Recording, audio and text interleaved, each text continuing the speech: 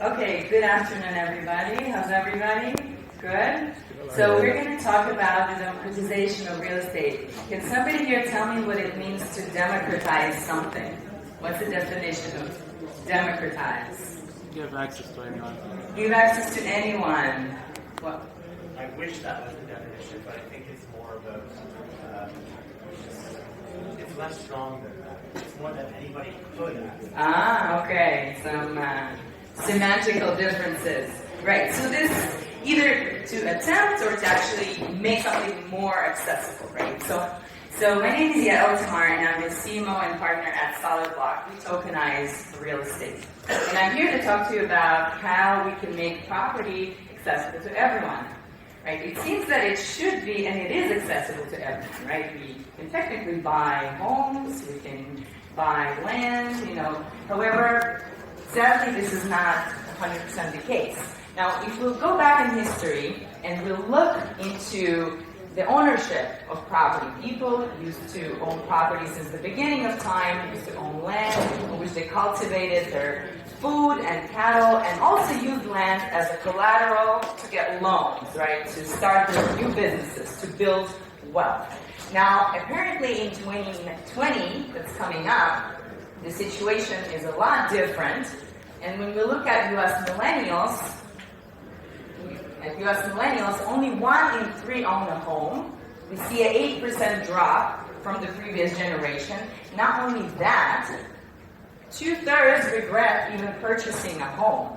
When we look at baby boomers, it's only 1/3, and Gen X 1/2, and you see it keeps going up. So why do people not want to own homes? Or maybe they want to, but they cannot. Now, the number one reason is, oops, I did not know it's going to cost me so much.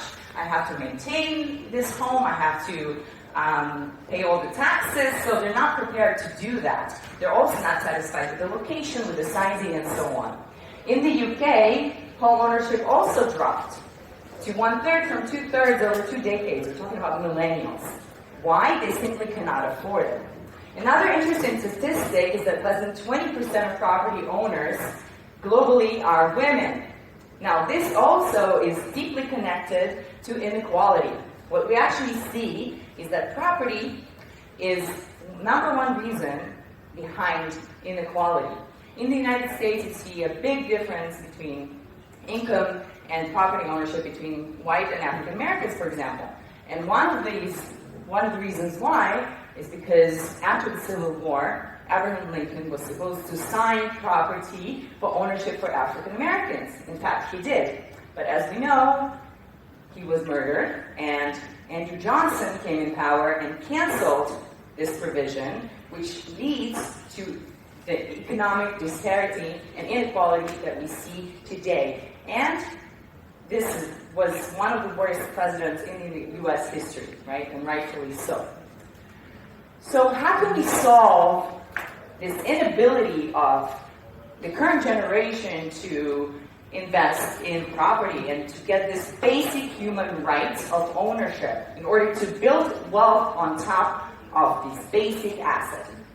Well, one suggestion that has come up recently and has been made available by tokenization is to enable fractional investment. You cannot afford a whole apartment, you buy what you can.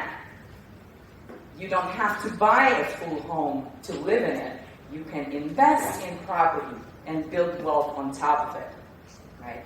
It will help you get out of loans, get out of debt that you've accumulated, you own property. Another reason why millennials are so reluctant to buy property right now is that it's very complex. They're used to doing things with one click Amazon purchase, it's right at your door. So can you do this with property? Currently, not so much. So transactions are super complex when you buy property, also when you invest in property.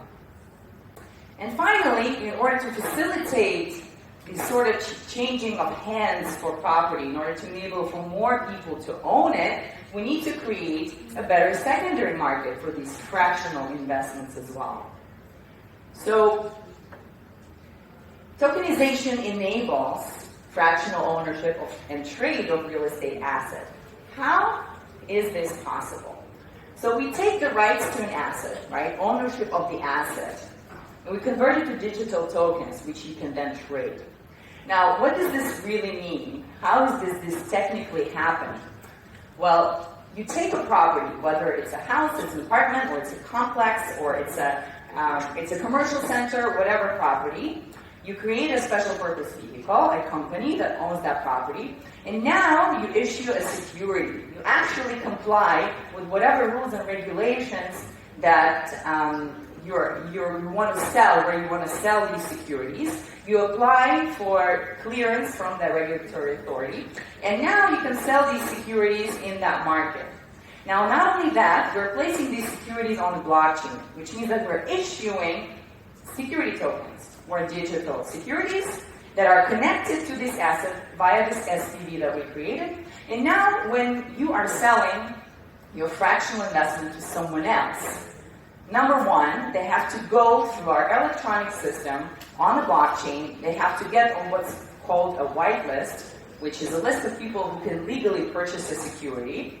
They have to undergo what's called a KYC, know your customer, AML, anti-money laundering, and in some places, accreditation check, because only accredited investors can invest in certain securities. So once all that criteria is met, you can trade that security. So you're taking a process that has existed already for decades of issuing security, well, maybe even hundreds of years, if you ask me, when you're issuing a security, an IOU on a property, and you're putting it together with a blockchain ecosystem to create a very efficient and transparent way to trade fractional real estate. So what does this give us? What does this infrastructure provide? Well, efficient fundraising process. Developers and sponsors, real estate companies can utilize blockchain to raise funds in a secure, regulatory compliant way. There's a built-in compliance, as I explained previously. Before you can buy the security, or before you can trade the security, you have to get on this whitelist. You have to prove that you are who you are to the government, and you have to make sure that you fit all the criteria that the financial authority has created.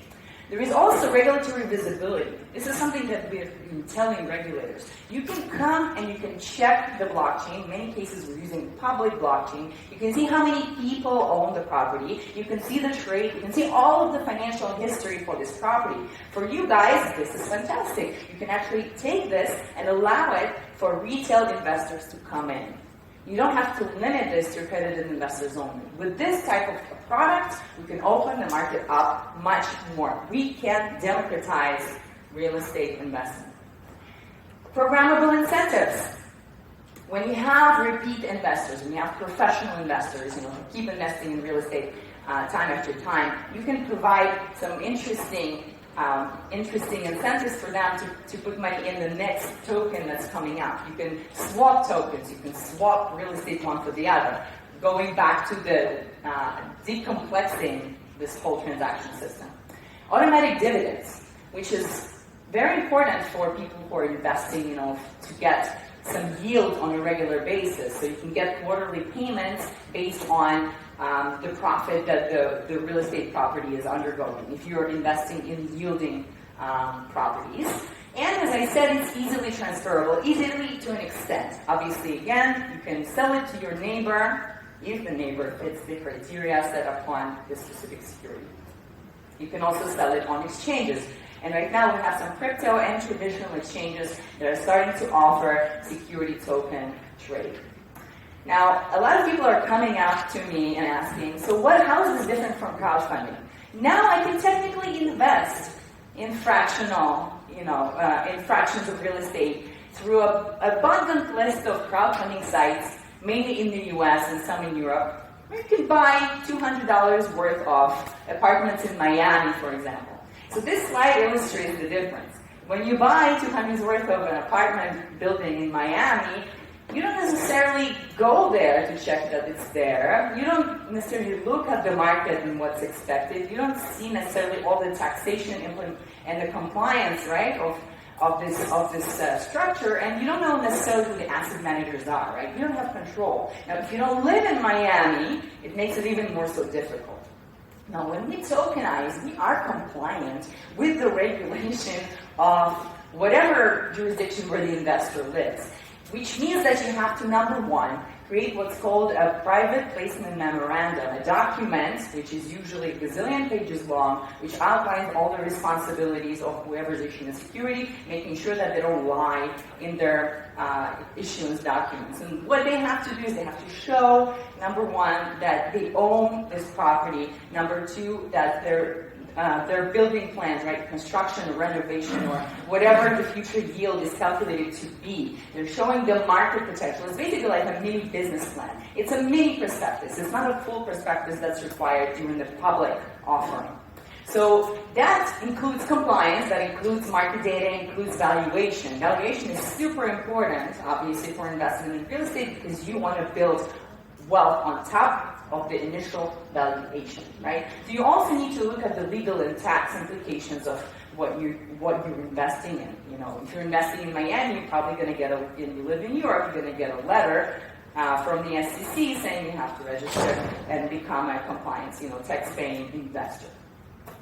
So that aside, just the beginning, the issuance aside, we're looking at blockchain structures which enable us to distribute dividends, also enable us to create milestones for funds disbursement, right? If you're putting your money in a development property, we can disburse money according to milestones reached throughout the development and construction, right? And finally, we have custodians that are holding these digital tokens, right? So you don't have to worry about all the crypto security associated with holding security tokens, losing your keys, and so on. So in the US, for example, when you do a security token offering, it is actually a law and the issuer has to use a custodian to hold tokens. So all of this is protecting the investors who are investing in fractions of property.